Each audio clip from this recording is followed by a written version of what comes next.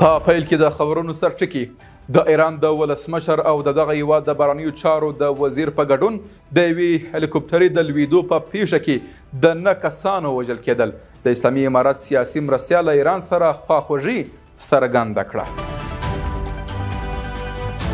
په افغانستان په اړه د دوحې په 3مه غونډه کې د ګډون لپاره چمتووالی.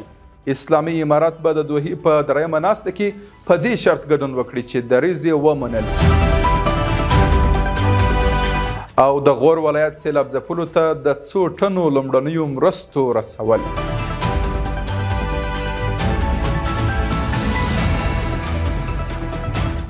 د لوی خدای په نامه سلامونه، وخت مو په خیر. د عروج څېړنیزې او خپرندویې ادارې لخوا د نن ورځ خبرونه ته ښه راغلاست.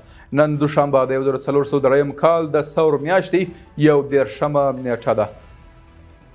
او اوس پام وکړئ بشپړ خبرونه ته. ایراني رسنیو ویلي چې د ایران ولسمشر ابراهیم رئیسي او د بهرنیو چارو وزیر حسین امیر عبداللهیان او نور ورسره مل کسان د چورلکې د لویدو له امله مړه شوي دي.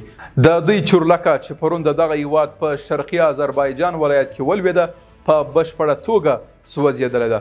د افغانستان اسلامي امارت د ریاست الوزرا سیاسي معاونیت د یوې اعلامیې په خپرولو سره د ایران د ولسمشر ابراهیم رئیسي په مړینه خواشینۍ څرګنده کړې او د نوموړي کورنۍ ته یې د خواخوږۍ مراتب وړاندې کړي دي.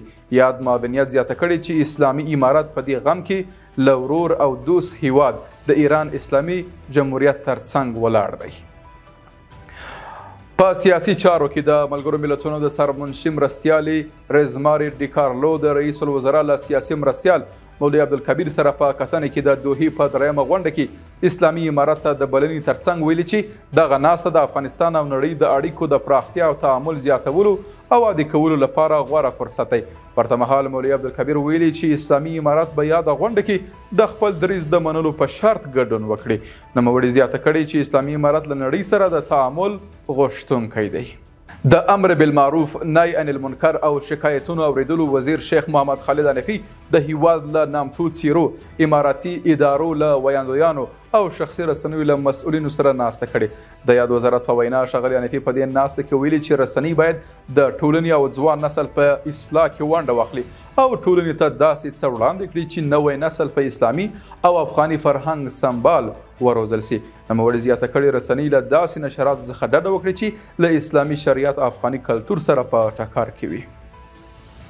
او په پای کې نن سهار 6 بجې د غور ولایت مرکز فیروزکو کې د سلطان غیاث الدین غوري په هوایي ډګر د افغانستان د اسلامي امارت د مجاهدینو له لوري د مرستو بار څو الوتنې راورسېدې. په دغه مرستو کې بیړنۍ سرپناه، دوا، خواړه او جامې شاملې دي.